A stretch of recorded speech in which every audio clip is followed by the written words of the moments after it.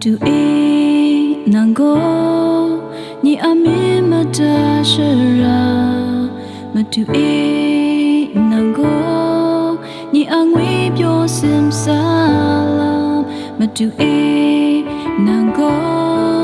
ni akpu gara shara ma tu e nango ni ame de shara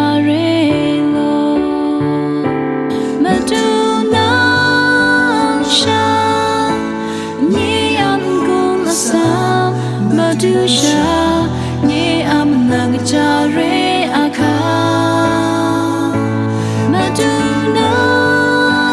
sha ngai no ku ai karai mongan a lam ni yong ta madusha ni amiti shara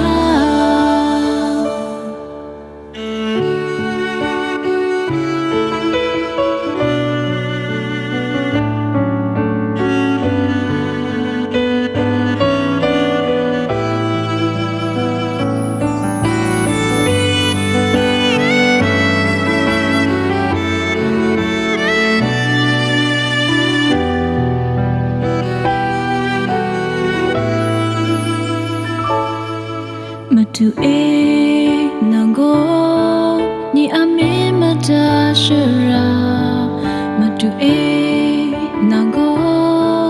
ni angwe pyo sim salam ma tu e nango ni akbu gara shara ma tu e nango ni ame de shara